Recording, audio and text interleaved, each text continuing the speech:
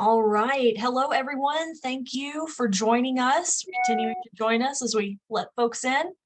The Southeast Mental Health Technology Transfer Center would like to welcome everyone to today's webinar event, the first in a three-part series.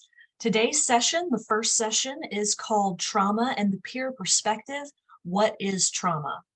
My name is Emily Moore, and I will be the moderator for today's webinar. A few words about our center, the Southeast MHTTC, before we get started. Please note that the work of our center is supported by a grant from the Substance Abuse and Mental Health Services Administration, or SAMHSA.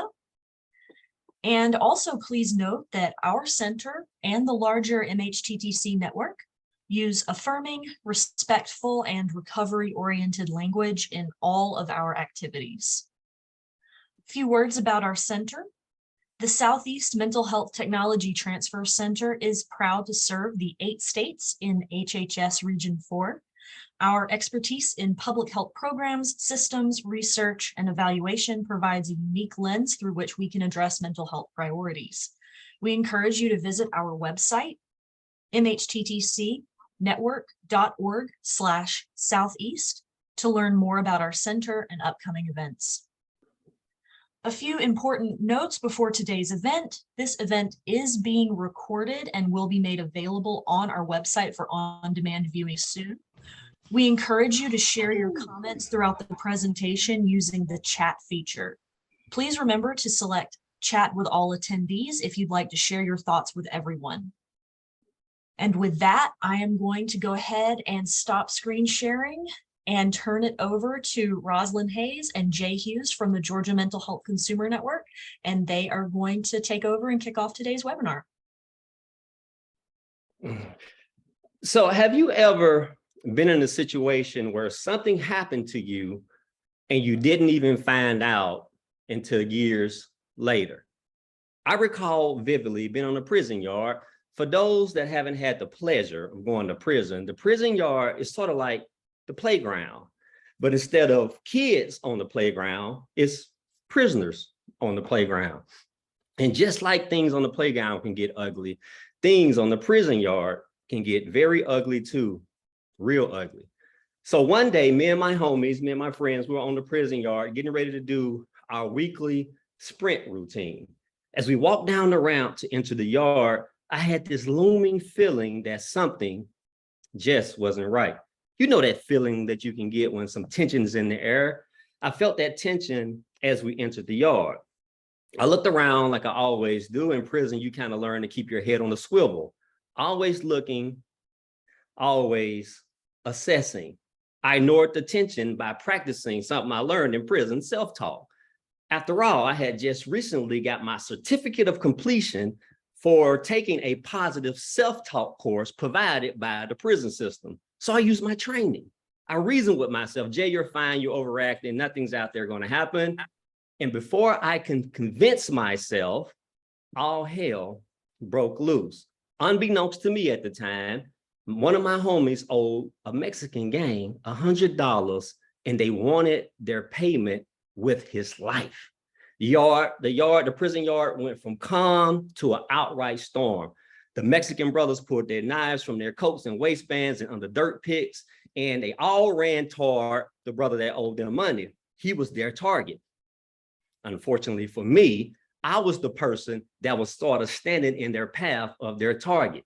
So this guy runs behind me, and I did what any person in my position would do, is I started yelling words in Spanish in hopes to confuse them into thinking that maybe I was Spanish too. Or at a minimum, I was hoping that it would distract them long enough for me to get out their way. And it worked. However, my little homie wasn't so fortunate. I watched in horror at that moment as they plummeted him. Finally, the prison guards shot their warning shots with their rifles in the air. And after a few of those shots, they commanded everyone to face down on the ground until they was able to regain control of the yard. The little homie was hurt pretty bad, but he lived and he seemingly recovered. I never forget that moment, primarily because I was scared to death. But aside from being scared, I didn't know that something way deeper and way more complex happened to me that day. Now, on the physical level, everyone that was injured that day healed. But on the emotional and psychological level, something happened to us all that day, and we didn't even know it until years later. And I would go as far to say, maybe some of those that were out there on that yard still don't know what happened to them.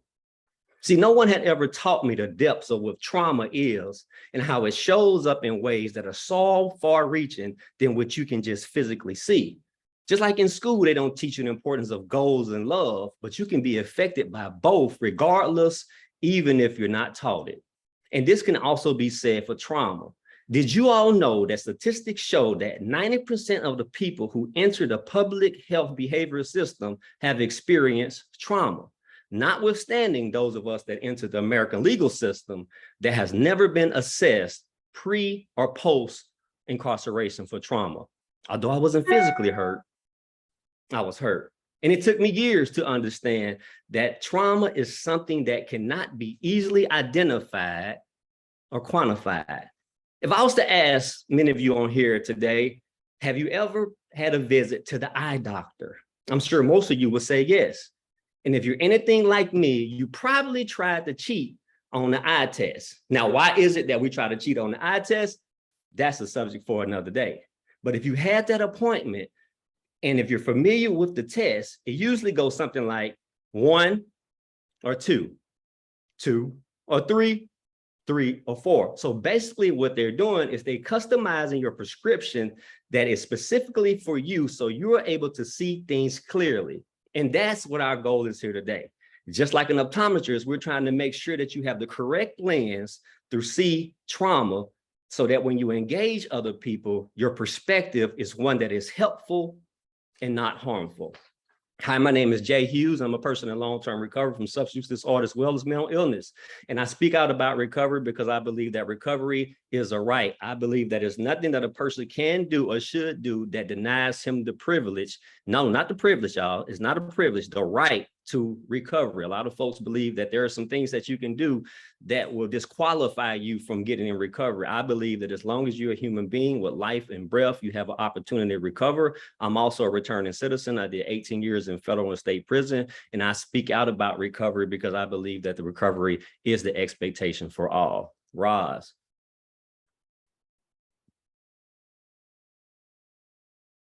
Thank you, Jay, and thank you for sharing for that captivating opening. My name is Rosalind Hayes, and I too am a person in long-term recovery. And what that means for me is that I do what's necessary for my personal growth and well-being on a daily basis. I speak out loud about recovery because I want everyone to know that recovery is real, specifically that mental health recovery is real. I speak out loud about recovery because I want everyone seeking recovery to have access to services and supports that speak to them and honor their experiences, services that recognize who they are, no matter where they come from. And I speak out today because I, like so many of us, am a trauma survivor, and I'm advocating for services that recognize that trauma is central to, not in addition to, the issues that impact a person in recovery. Today we have some wonderful people who agreed to be with us and to engage in this conversation about what is trauma and to share some of their experiences seeking services for the experiences that they consider traumatic in their lives. And so I'd like to give them a chance to introduce themselves and then give it back to Jay. And so first on our panel, Flo, if you will unmute yourself and introduce yourself briefly. My name is Florence Daniels, and I'm a peer support specialist at the Atlanta VA. And I've been through several programs. I've been to prison. Yeah, everybody says that. I've experienced trauma, so I'm trying to project or trying to let everybody know that, at least in my space, that trauma is nothing to be ashamed of. And that trauma is something that you have to work through, and I'm still working through mine, but I'm a peer support specialist and I give, but I give and they give me back. So that's my spiel. Thank you, Flo. We look forward to hearing from you here in a minute. Keith, if you will introduce yourself.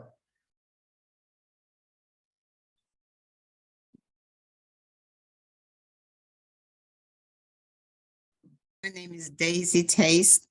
I am a person in recovery, not long-term. I felt like I have been traumatized like basically all my life, and it wasn't until maybe 3 years ago that I recognized that I had suffered from trauma all my life.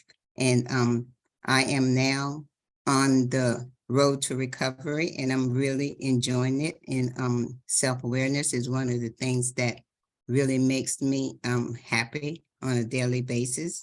And I work with the Georgia Mental Health Consumer Network. If you call here, maybe you will get me to answer the phone. And maybe other than that, I have a lot to say, but I'll wait. Thank you for Daisy. listening. Thank you so much, Daisy. Go ahead, Heath. Well, I connected immediately. Is it Flow? Is that what you go by, Flow? The presenter Yeah, yes. talked about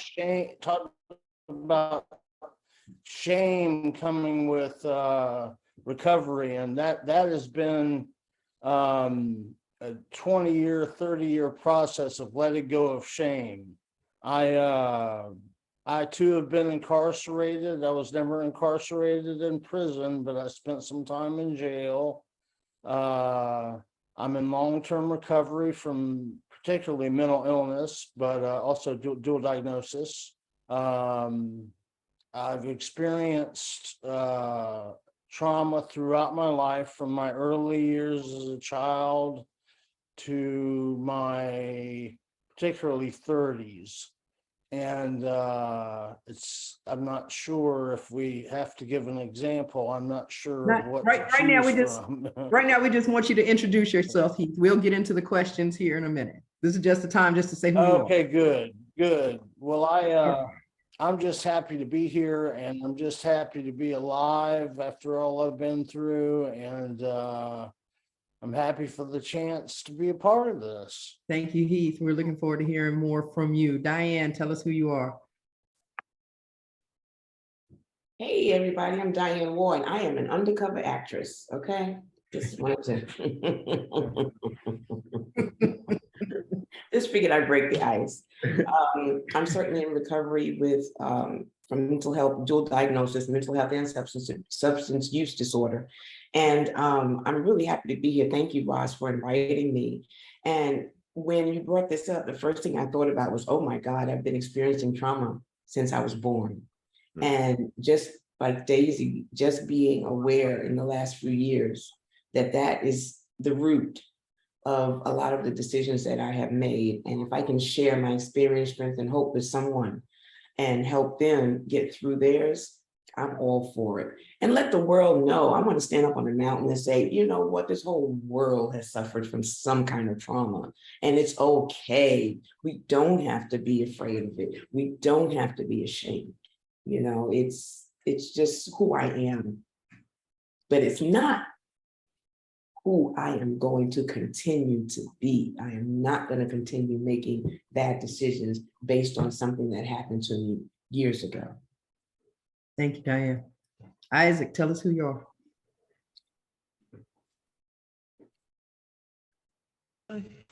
Good afternoon. I'm Isaac. I am a peer specialist. I am employed at Genesis Alliance Mental Wellness. I'm a person in recovery. I'm dual diagnosed. I've been to prison also. And yes, I'm not going to say that I suffer from trauma. I've experienced trauma because I pushed through. I can identify that now. My trauma wasn't all physical. I experienced physical as well as emotional trauma. Thank you. Thank you, Isaac. We're gonna get there. We just want to know who you are. And we got these questions for you. We are going to get there, I promise you. But thank you all for being so gracious and so willing to be with us today to discuss this ever so important topic.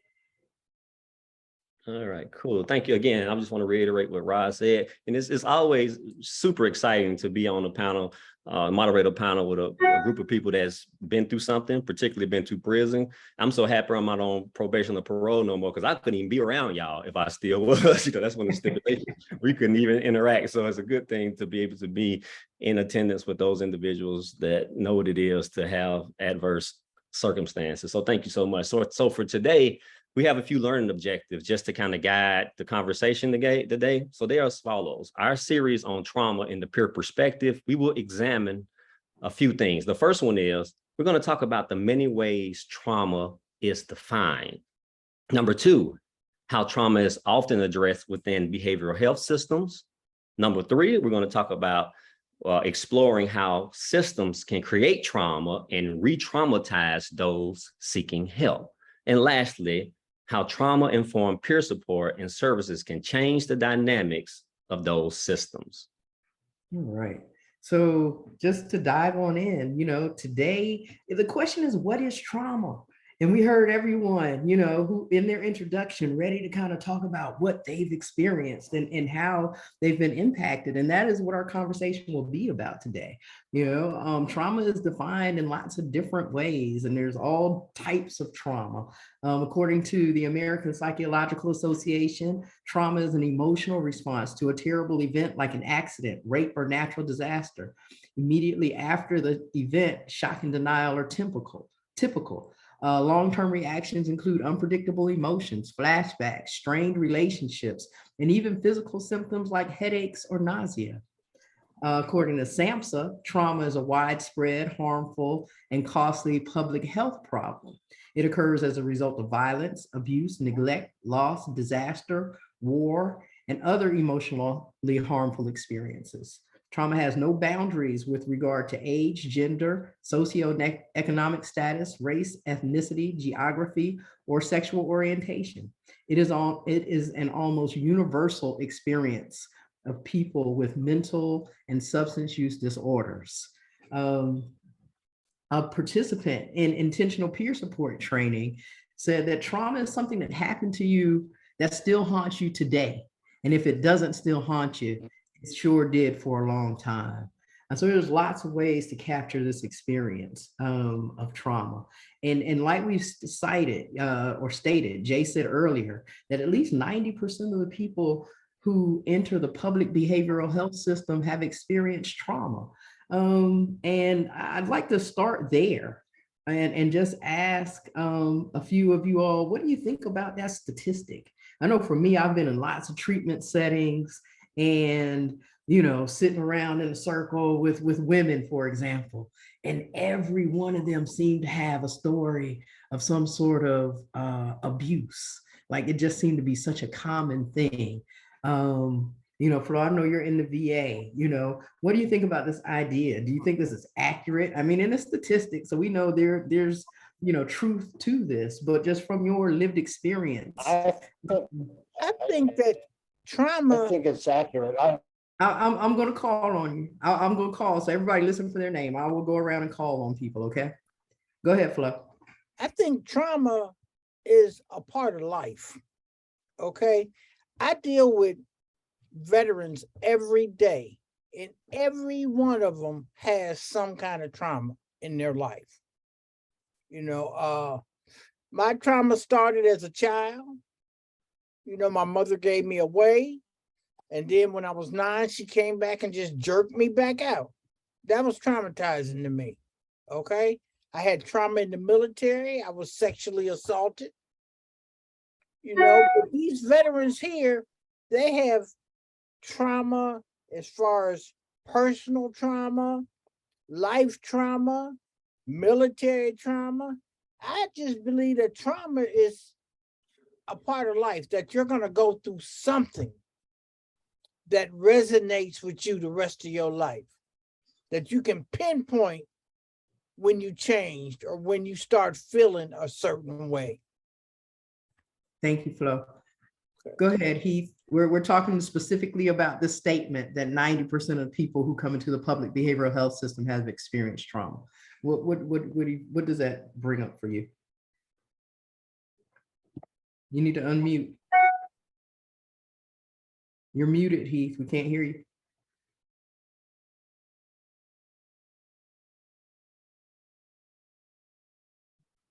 So I'm gonna go on and ask Diane that question while you work on your audio. Okay. I've got it.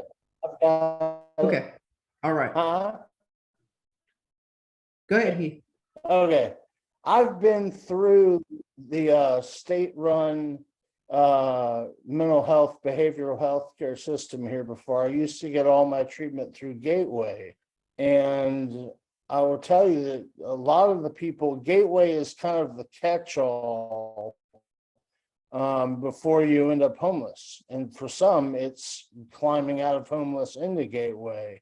And I certainly had experienced trauma when I went to Gateway. I didn't get help for that, but I have a hard time believing that people that were homeless coming into Gateway or falling through the cracks until Gateway caught them, I have a hard time believing that they didn't have quite a trauma story to tell. Yeah.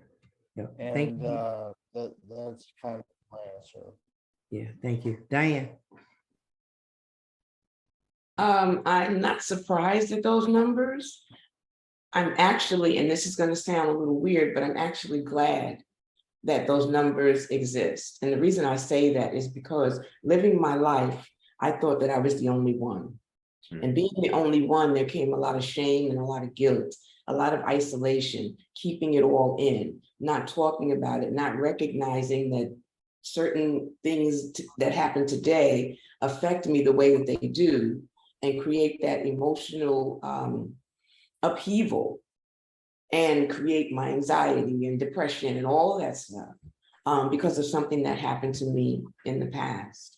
So, and as much as that 90% is a staggering number, it's a number that lets us know that we're not alone.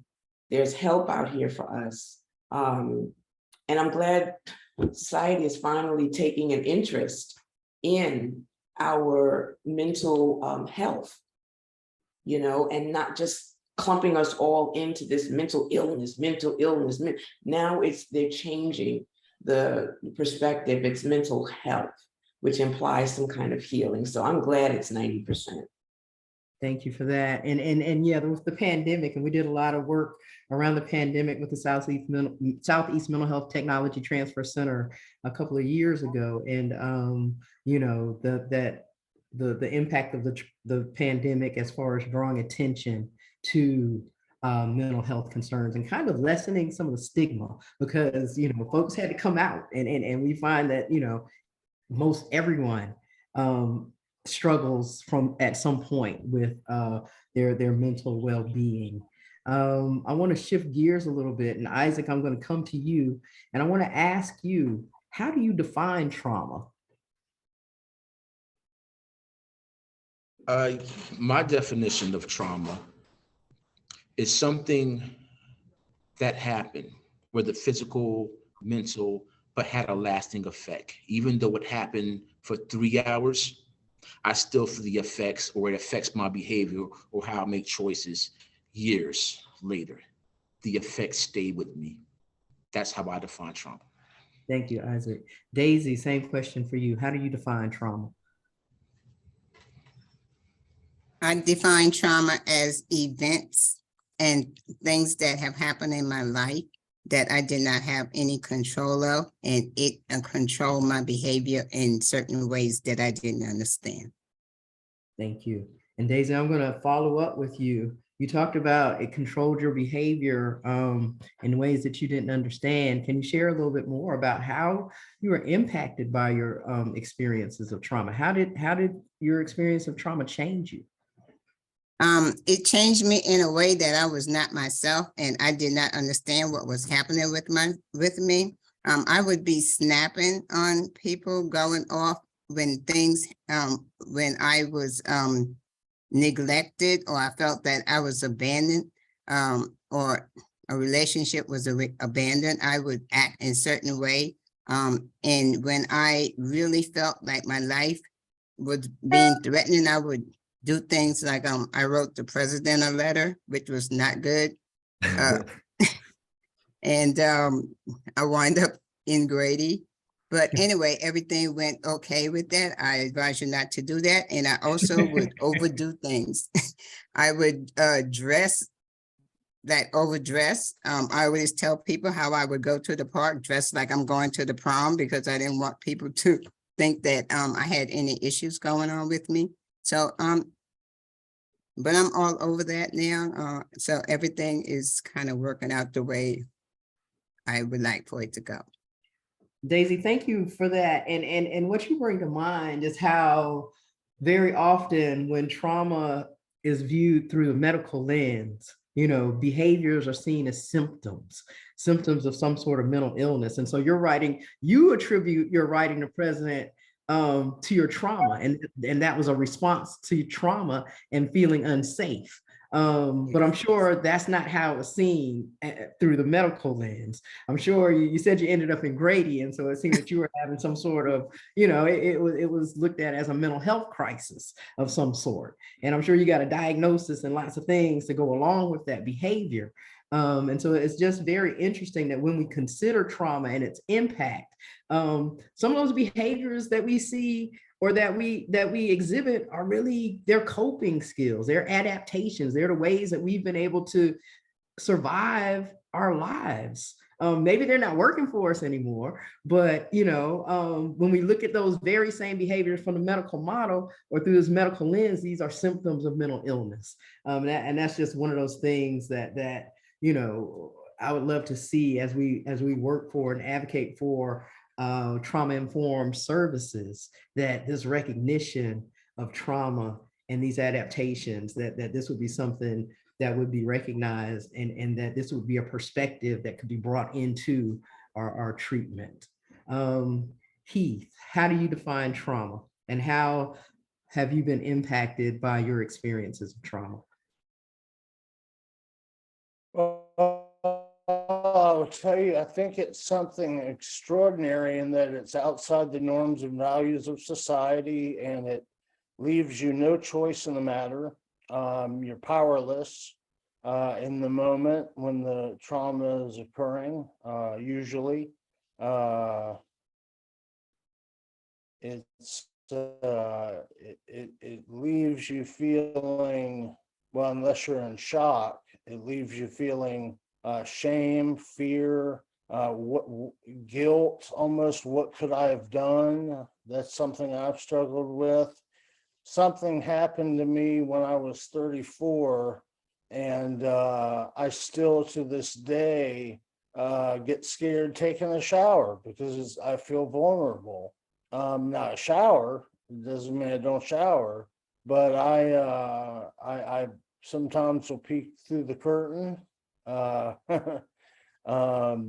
It's just something happened to me where I was overwhelmed and violated, and it's been with me now for 14 years, and I'm a lot better. I'm a lot better than I was. Now I can function, but I still peek through the shower curtain. I still lock the bedroom doors. I have a cat that I bring into the bathroom with me. He's an ESA, and that's I've had a lot of trauma, but that one seems to stick out for this conversation.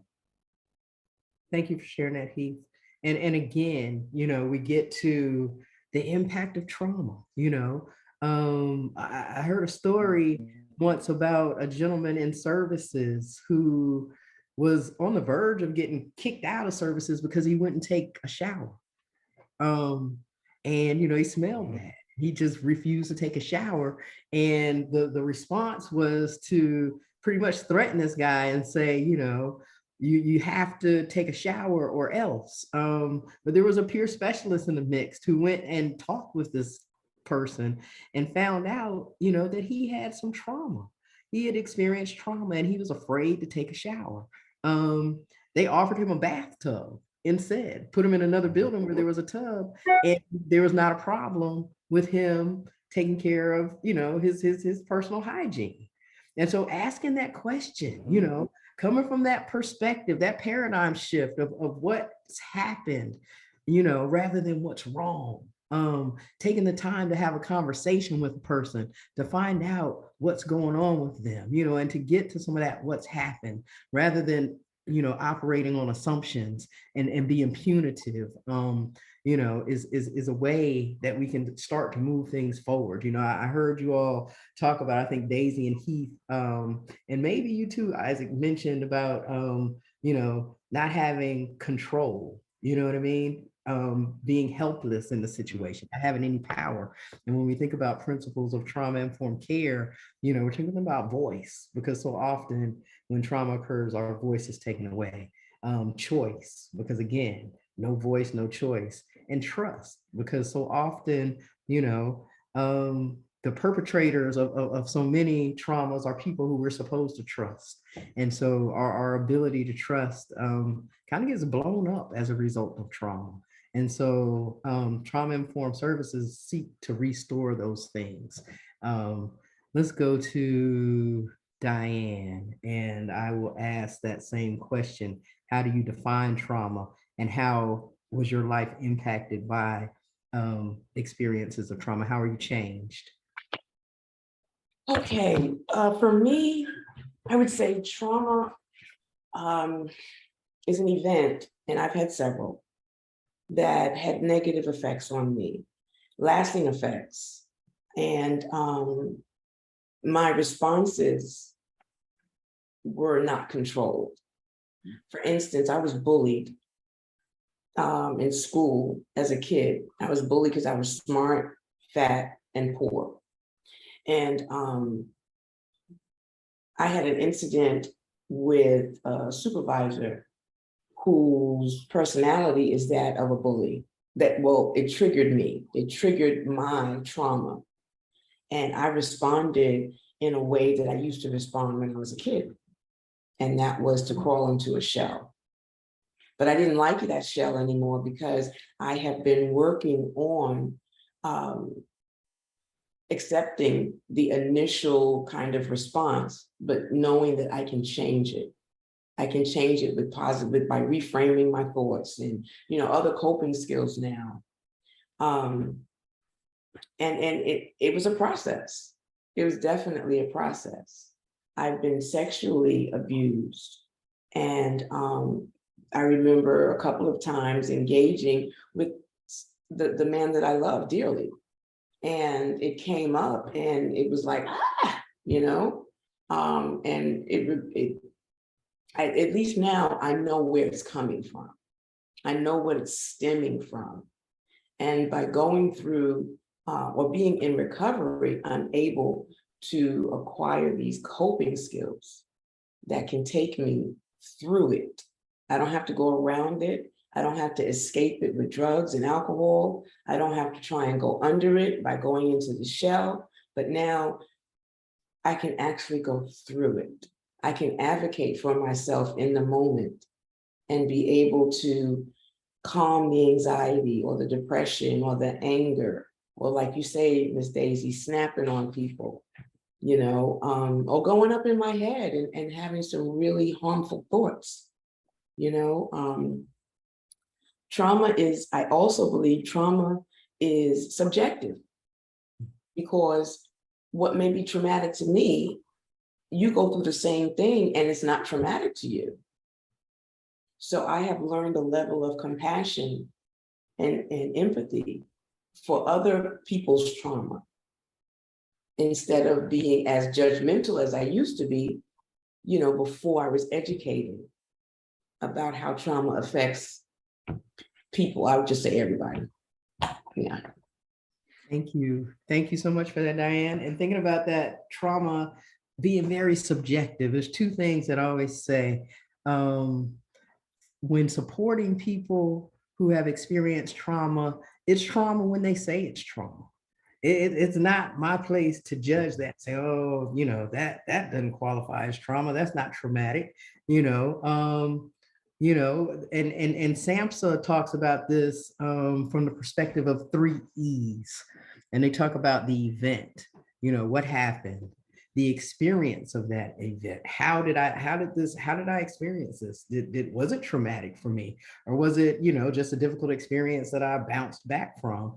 And how I experienced that then gives way to the effect, and how this event affects me over, in the short term and across time. So event, experience, and effect is how Sampson talks about that subjective nature of trauma. Isaac, I want to come to you, and I want to ask you if you see a relationship between your experiences of trauma and your mental health and or addictive disease concerns. Definitely yes, with no guessing. Mr. He spoke on the guilt. With me, it was the guilt, and it played hands in everything in my life. Thank you. So, we there's like the ACE study, the Adverse Childhood Experiences study, that draws a direct correlation between childhood traumas or adverse childhood experiences and health outcomes, later on in life. And it could be physical, it could be asthma, it could be heart disease, cancer, and also addictions and suicidality, and these things. There's like a direct dose, response. The more ACEs or adverse childhood experiences you have, the higher your risk for some of these negative health outcomes are. And so, that research is out there. Isaac, let me ask you this, since you were just like very direct with that question. Did you share what happened to you with family members or friends? How did they respond, and how did their response impact you?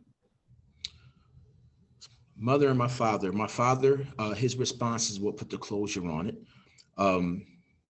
My father was abusive to my mother, not physically, but not to me. But my trauma started with whenever he got mad at my mother, he would tell my mother, you're a bitch. And he used to make me address my mom as that. And I'm a child. I was 6 years old. And I'm like, no, Dad, I'm not. And he would threaten to beat me. But for my mother to sit there and cry and say, son, listen to your father so he won't get mad at you. But I know you don't mean it. So we're talking every time my father was upset at my mom, I would have to address my mom like that. And I'll try to be slick with it and just say, hey, I'm hungry. And my dad said, no, you call her by her name. And I have to call her that, you see, as a child. So like with the guilt, with everything, my mom is my hero and everything, but wow, it was that was my biggest thing. Can you imagine that? And I grow, it was the guilt. We're talking about the mental health behind it. But it took me getting in touch with my father over the years as a man, because the guilt was, I could have still spoke up, Dad, I don't want to do that. I don't care if you spank me, it was the guilt. But it took me finding my father 30 years later to say, I need to tell you that my mom is not a bitch. And why did you make me do that? For my father to say, Isaac, I'm sorry, you're not a bad son, and your mother is a good woman. That was the closure that I needed for that trauma right there. Thank you, Isaac. I really thank you for sharing that. Flo, same question for you, or the same two questions. Do you see a correlation between your trauma and your mental health and or substance use concerns? Do you think one impacted the other? And thinking about friends and family, I know lots of times people, I know for me, what happened to me, I was afraid to tell anybody, and so that was just a secret that I carried for a long time. I also know that lots of times, family is like, oh, get over it. They downplay it. They'll just dismiss your experience. And so I'm wondering, did you tell family and friends, and what was the response like, and how did that response impact you? Well, my childhood trauma caused me to have very low self-esteem. So by giving me away here and giving me away here, I thought that I wasn't worth anything. So my whole thing was to be accepted. I wanted to be accepted. So as an adult, in order to be accepted, I did what people that would accept me did, which was go back and forth to prison and do drugs. You know, and that was all because of my childhood drama. Now, my adult trauma, I never told anybody. I was ashamed. I had so much guilt. I was in the military, you know, I was living my life as I'm living it now. And I was just so ashamed that I allowed somebody to violate me. You know, I'm a handful. You know, my mouth gets me in so much trouble. You know, I got something to say about everything to everybody. But I could not stop this man from violating me. And I was ashamed. I was so ashamed that no, I didn't tell anybody. Not a soul. Not even when I was in the military, when it happened in the military, I didn't tell my company commander. I didn't tell nobody. Because first of all, that would have tarnished my reputation. You know, and then again, it played on my low self-esteem. So, did I tell anybody? No. Did it affect me all my life? Yes, it's still affecting me. You know, because I still can't keep my mouth shut. You know, and even though now I've learned to take care of myself and do for myself, my self-esteem has risen, you know, but every once in a while, that little girl comes out. You know, every time somebody rejects me or don't like me, or, you know, I have to get in my head and say, hey, Flo, come on, man. You know, don't do that. Don't take yourself there. You know, so that's my take on it. Thank you, Flo. Jay, I'm gonna pass it to you. Our time is getting short, so I Okay, want that's to give you opportunity. no problem. So thank you so far for everyone that shared and for your vulnerability and just being so authentic in your responses. It takes a lot of courage to get on a platform like this and to be able to unpack those situations that happen to your life. So my next question for you all is, what happened in your life to cause you to seek behavioral health services? If you did seek behavioral health service. So I'm gonna go to Heath. So Heath, what happened in your life to cause you to seek behavioral health services? Was it a pivotal moment? Was something actually happened to cause you to seek services? Or like, how did you find behavioral health services? Like what was that catalyst? Yeah, there was an incident that occurred that right now I can count on one hand the number of people that know, but I'm willing to share it with this group if that's all right. Okay. I was raped at age 34, and I could not. I was in a rural coast, and I couldn't do anything about it other than get on a four-wheeler and fly over the ridge lines and hope it flipped and broke my neck. There was nothing I could do about it. I didn't go to the doctor, didn't tell anyone, dealt with the pain. But when I got back to the East Coast, the one drug in particular, crack, made it go away for a little while, made the shame go away for a little while, made the pain go away for a little while, made me feel happy, if that's possible. But it took a lot of crack, and I'm a binge user when I use.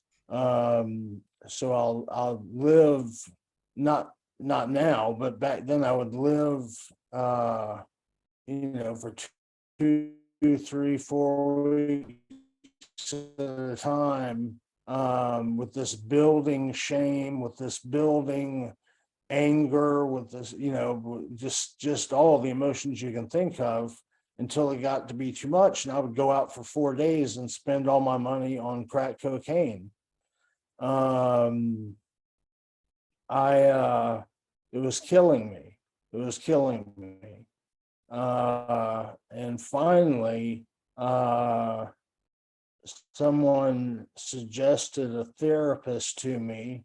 It wasn't through Gateway. Gateway, Gateway has a reputation for shutting their doors. Therapist who asked me, well, how do you feel after you do crack, and come back home, and what do you feel then? And after a crack hangover, as I call it, is about the most miserable thing in the world. It's you feel paranoid, you feel oh my gosh, how did I spend so much money? I have nothing left to live on. You feel just awful. You feel if you've taken advantage of someone, maybe sneaking a $20 bill out of somebody's purse, you think, gosh, how could I have done that to someone who loves me so much? I entered the behavioral health. It took years, but I finally was able to get with someone who got me to stop smoking crack. And I wasn't abusing and alcohol. Those are my two drugs. And I'm gratefully sober now and have been for some time. So Good job. that's my answer. Thank you, Heath. Thank you so much. So I'm gonna come to Daisy. I'm sorry, Daisy. So what do you mind sharing real quickly? What happened in your life to cause you to actually seek behavioral health services? And when you went to seek those services, was your trauma actually addressed? Like I stated before, when I wrote Obama that letter, and I had a police car at my home for 2 weeks. My phone was tapped and everything. I was demand to go to Grady. When I was in Grady, I realized that the peers were saying things that I could identify with. It's like, whoa, I experienced that. And it happened, it was happening on a daily basis. So I knew I needed to do more. And so I just, I joined the Georgia Mental Health Consumer Network, and I realized there were lots of classes given and stuff on behavioral health, on mental health. So I took a lot of classes, and I think that I got out of it what I needed to, especially when I took the trauma informed class. That was the class that actually turned on the light bulb at 150 watts. And it was a class taught by Rosalind. And I was really so appreciative of that, because I was already 67 years old and didn't understand what was going on in my life. And now I had a chance to pinpoint something. I could go back and say, oh my God, I didn't realize from this all my life I was affected. These are the things that were causing me to do or act the way that I was acting. So I do feel like my trauma was addressed. Good. Thank you so much for sharing that, Daisy. Mhm. I'm gonna ask Isaac a similar question. So Isaac, and obviously if you don't want to go into the nuances of it, that's fine. So what happened to you in your life that helped you seek behavioral health service? And when you did seek those services, was your trauma addressed? What happened in my life that made me want to seek services was I ran out of ways to act like I was happy and normal. I ran out of ways to act like nothing was going on. The traumas that were addressed with me was my drug use and my alcohol use Even though there was a lot of things going on, I was at a space, you know, if I get this fix, everything else will balance out. But the final straw was I had to come all the way clean and put everything out there. And that's, so when it was addressed, I got all the help I needed. It was kind of like I couldn't heal what I did not reveal. So that's how mine got addressed. Thank you. And I'm gonna pivot briefly on the well, pivot just a little bit with my next series of questions. And this is directed at Diane. So Diane, within the behavioral health system, do you feel like your experience with receiving services, were they helpful or were they re-traumatizing? Or maybe both, or maybe they wasn't at all? Well, being diagnosed with PTSD was extremely helpful. So some of my traumas were addressed. I was re-traumatized by going to a place, I won't say the name of the place, but going for treatment, for mental health treatment, and just the way that they do things for me was re-traumatizing. I felt like I had been reduced again to animalistic types of behavior in order to be able to survive in this place just 24 hours. And it reminded me so much of when I was using. And when I left there, I couldn't stay clean again after 22 years sober and relapsing. I just could not get it. I could not get it. And a huge part of it was that re-traumatization in a particular treatment facility. However, when I did get to the place that was able to kind of integrate the substance use disorder and the PTSD with a therapist who understood both and could guide me through both, my life has gotten, I mean, it's so much better. So much better. So yeah, I guess there are still places that may not be able to address and or re-traumatize. But my feeling is that there's many more places that do help and are more successful. Thank you. We have about a couple of minutes and we're just going to close with the last question. So I'm going to try to hit as many people as possible as not to paralyze the time. So last question will be, do you believe that there should be a greater focus on addressing in trauma experiences within the behavioral health services? You said everybody on here saying yes, yes, yes. Diane, since you bob your head. Yes. Absolutely. The last treatment facility that I went into, we had men's trauma and women's trauma groups, and once a week. And from that, for me, participating in that trauma group, I was really able to kind of work my way back into a sober living, as well as taking better care of my mental health, coming out of the denial. So, and yeah, this particular treatment facility, they are a very trauma-informed, they provide trauma-informed care, very much so. Yes. With that last question, I'd like to throw in, how's peer support played a role in helping you move through your trauma? And Flo, Yes. you can address that one. Flo, and then we'll get Isaac and then Heath, and we'll close it out. We have enough time. So Flo, let's respond to that one. So should there be a greater focus on addressing trauma services and behavioral health, and was the role of peer support helpful in that?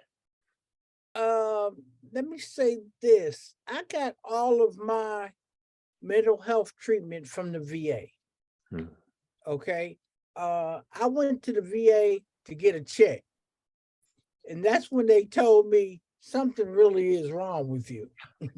It started me going to PTSD 1-on-1, all kind of trauma, peer focused, because I did not want the stigma of saying something was wrong with me.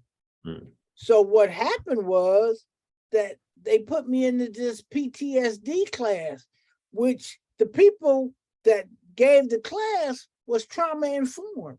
Mm. So most of my treatment has been trauma informed. You know, so I can't talk on whether it should be more trauma informed or not, because all the treatment I've had has been trauma informed. Wow. Now, as far as peer support is concerned, I was the first peer support hired at the Atlanta VA. Me, number one. Okay. So, but before I came to the Atlanta VA, I worked for Georgia Mental Health Consumer Network. And even though I was a little rough around the edges, when I started my job, if it wasn't for Roz and Jamie taking some sandpaper and smoothing them edges out, you know, so peer support definitely influenced my life. And I think that we are here to tell people, I've been where you at. Let me give you suggestions on how to get where I am now. You know, and that's my whole goal as far as peer support is concerned. All right. Well, we're almost out of time. I know I said I want to pick on a few more of you all, but I will not let this run over. So again, I just want to thank you all. And I'm sorry that we didn't get to everybody.